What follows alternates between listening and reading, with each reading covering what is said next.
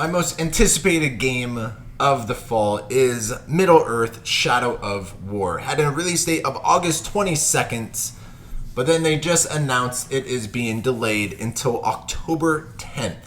And this is their statement that they sent out. Monolith is committed to delivering the highest quality experience. In order to do this, we have made the difficult decision to move our launch date to ensure that Middle-earth: Shadow of War will deliver on that promise. We understand that it might be disappointing to have to wait a little longer for the release, and we are sorry for the delay, but we are working hard to make an amazing game. They promise more about the game will be shown at E3, more than likely at the Microsoft press conference. Yeah. I am actually excited for this delay from August 22nd to October 10th. The reason why, it gives me more time to catch up on my games, and it's more going to be closer to the Scorpio launch, because that is a game that was like, damn it, August 22nd, I want to play that in 4K. Do I want to wait that long? I wouldn't have been able to, because I'm most excited for this game this fall. I loved the first one, probably one of my favorite games in the last 5 years, Shadow of Mordor. What did you guys think of the release from a month and a half after, from August 22nd to October 10th? It's not that big. That's not that long of a wait, and it kind of gives it consideration. Hopefully it doesn't get squished by anything, so it sets it apart from other games releasing around that time frame. So that's smart on my end. Like, I think that's really smart. To put it in October? Yeah, in October. What else is... Wouldn't that be... Because more games will probably come out October, November. Probably Assassin's Creed will be October 7th, South Park, but I don't think that will really compete with... Yeah. I don't know. I'd rather buy my games in October for some reason. August just... Well, you buy 10 games a month, so... True, but... And also, you buy him on discount, so... I like the fact that they do release a statement, and also they're probably incorporating all the 4K stuff and improving on that, just like you were saying. You know. Like Rich said, we don't know shit about the Scorpio, about what the fuck they're doing. I mean, gives them time to polish.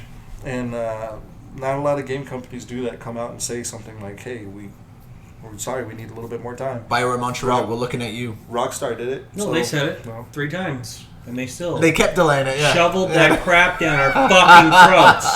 Fuck you. I'm sorry, I don't want anybody to lose their jobs, but you really need to rethink what you did. Now go to timeout. We're very disappointed in you, BioWare Montreal. We're disappointed. He's so mad he rage quit. He's just done. Yeah, 16 hours I haven't played. Like 3-4 weeks. But yeah, that's a game that I'm anticipating too. It's like a dead on day one buy for me, so it doesn't bother me any. I get more time, just like same as you, Steve. So. And Rich, you just returned Shadow of Mordor. So did that get you excited for Shadow of War? Yeah, but they don't have any reason other than trying to maximize their placement in the holidays. But it's not like August was going to help them with that, because you'd be farther away from those impulse buys. It actually is more beneficial to be in October, because you're going to be closer to full price, where August, if they're starting to slack, it could be a Titanfall thing. And when it comes to Black Friday, guess which game's going for $15? Yeah. So this is actually beneficial for them, and it's probably so that they can make sure the game is more quality driven, as opposed to just, we got it out because we had a release date, so it's out. And deal with it, we'll patch it later. No. Yeah. I don't like that. And I'm okay with that. I was hoping the strategy for August 22nd is they're the first big game to come out. Yeah. To get them excited. Yeah, but it quality always is, it'll still and rise. The reviews. Yeah. Because I know Shadow of Mordor was a huge surprise. Came under the radar, and then got the reviews, got that word of mouth. I know Destiny comes out September 8th, so that would be my first game that I'll buy of the big fall season is Destiny 2. Gives me time, because Shadow of War I was only going to have a few weeks, but I'll probably 100% like I did Shadow of Mordor.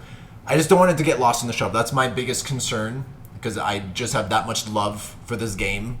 I don't want to get lost in the shuffle of the big known games. And we don't even know the release dates. Yeah. Who knows what games will be released. We'll find out after this week more if October 10th was good strategy. I'm sure they kind of have an idea of inside information when They know when Scorpio's launching. Let's be honest. People found the first one, and I know Lord of the Rings is a powerful IP, but it's not like anybody was expecting that game to be that good. That's why I had no idea until the reviews came out, and then I had to play it for myself to really understand how well done it was, because I thought it was going to be more of a fucking cash grab franchise game. So they put time into that story. Yeah. And telling it separately. And the technology. And building a new engine for it. Just, it was good. Because that game won Game of the Year by the designers. I don't know the name of that award show.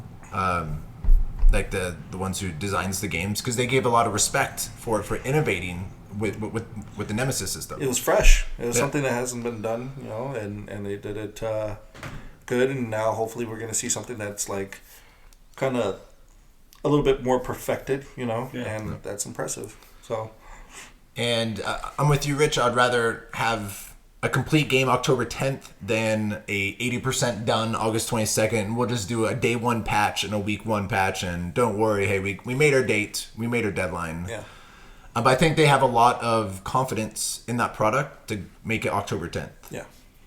Because the first one was the end of September, I believe. So it didn't want to. It was be heading in the fall. into October. Yeah, heading to October. This one, I think you have that brand, that name, the goodwill off the first game to be in October.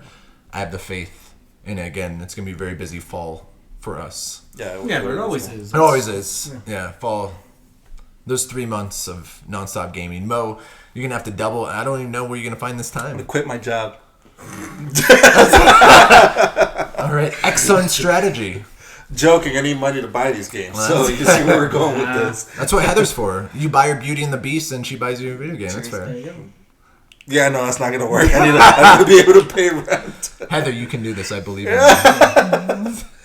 It's like working 3 jobs. Who's watching Beauty and the Beast right now?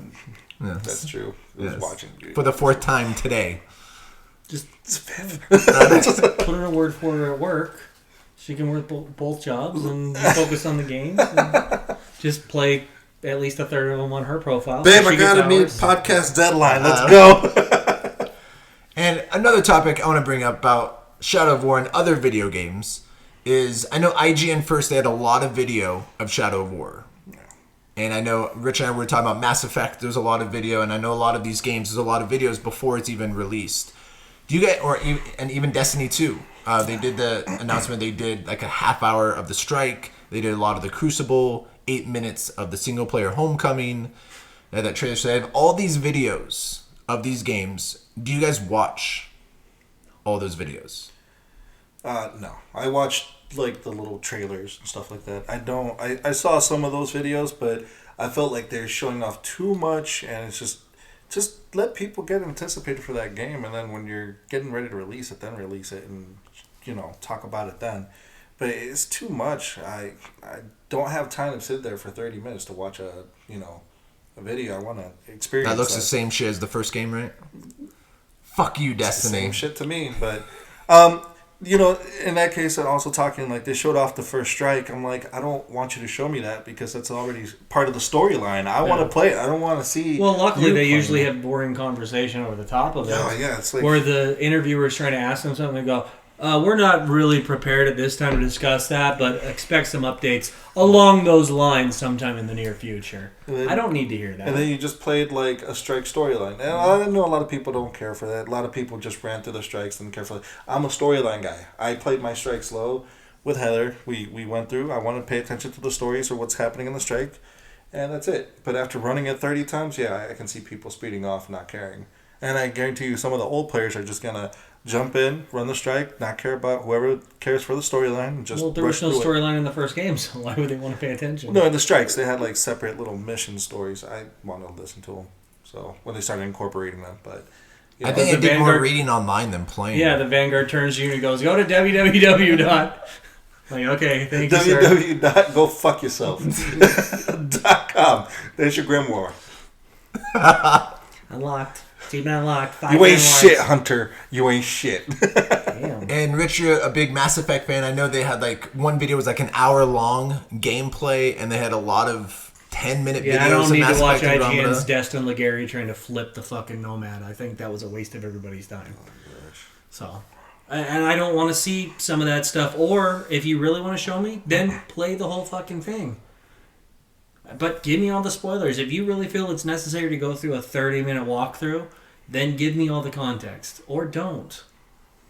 Don't do it. You don't need to. I mean, But those Bioware Montreal are the ones that approved that. Yeah, you can. But they're not the only ones who do that. But yeah, I'm just saying for Mass Effect if they want to. Same with Shadow of War. There's a lot of videos, and I'm extremely excited for this game, but I don't want to get it. No, because you any feel like it's spoilers. spoiling something. You know, it's spoiling the gameplay for you. You want to play through that mission yourself. You want to do it all on your own. I get that. No, I'm more against. I don't want to be bored either when I'm playing or when I'm watching, especially when I'm watching, because that's very time intensive when you're not actively participating.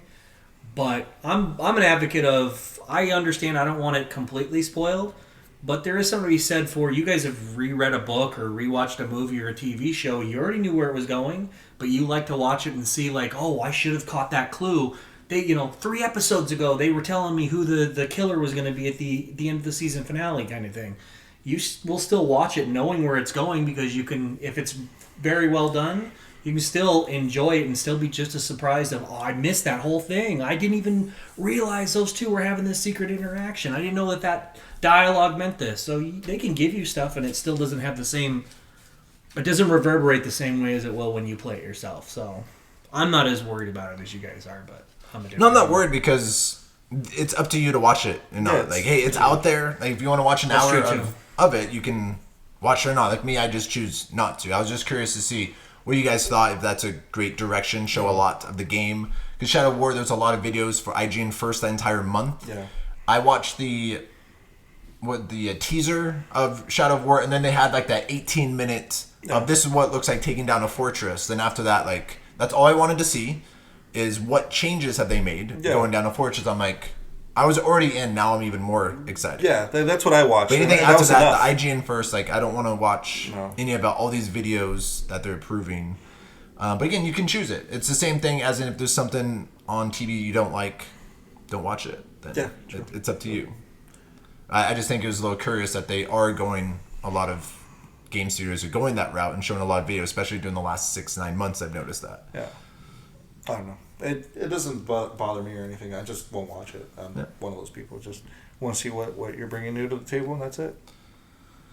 So please let us know in the comments below what you feel about the Shadow of War delay, and if you think it'll be successful in October, and also let us know what you think about all those videos before a game is released, if you watch them or if you don't.